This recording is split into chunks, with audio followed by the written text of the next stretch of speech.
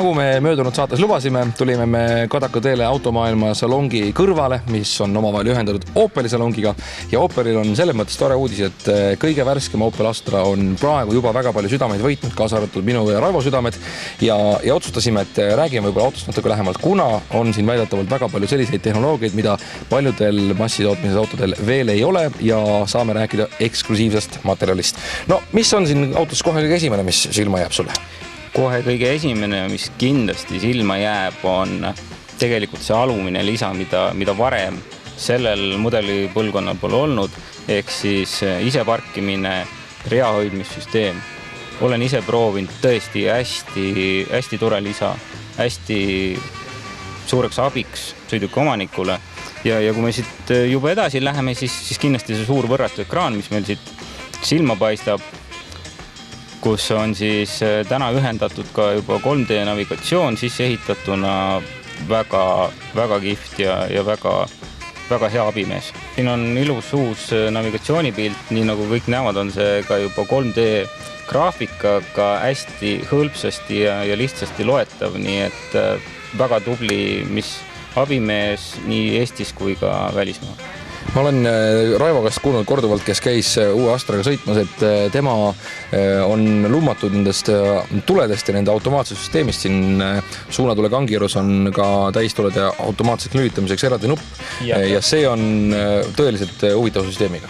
Ja olen ka ise katsetanud pimedas ja töötab suurepäraselt, tõesti tunneb ära vastuliikuvat sõidukit, vahetab oma sektsioone, hästi turvaline sõita, hästi mugav kasutada, et tõesti uus Astra on loodud juhile, kes naudib sõitmist.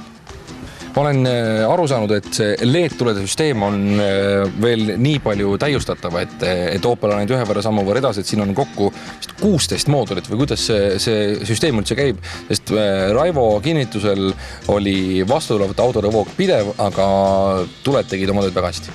Ja, täpselt nii, et auto suudab juhtida kõiki 16 elementi eraldi täpselt vastavalt vajadustele, milline on liiklustingimused, milline on välisvalgustus, palju sõidukid vastu tuleb, et tõesti hästi intelligentne süsteem ja võib rahulikult usaldada kõik autohoolda.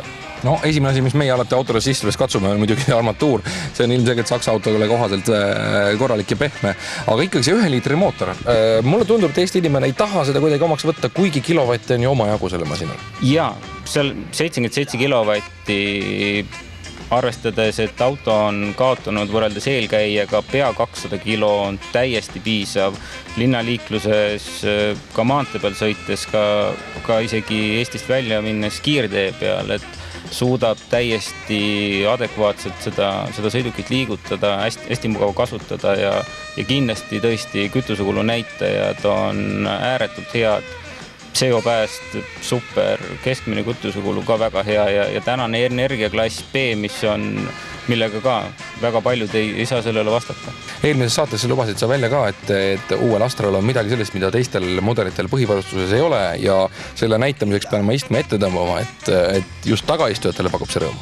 Ja kindlasti, et lisa, mis meil siin täna on asi, mis ei jäta külmaks ka ühtegi tagaistujat, ehk siis tagaistmete soojendus. On seda autot kohe saada ka, et ei ole ainult üks salongis ja kõik? Ja loomulikult see sama konkreetne auto on kindlasti kohe saada. Meil on proovimise jaoks täna olemas diiselautomaat, mis on ääretult mugav ja mõnus sõita. Meil on 1-liitrine turbomootor olemas. Meil on olemas ka lahjema versiooniga diisel manuaalkastiga, meil on ka 1,4 92 kilovatine bensiinimootor, nii et tõesti igaüks tuleb ja leiab endale sobiva.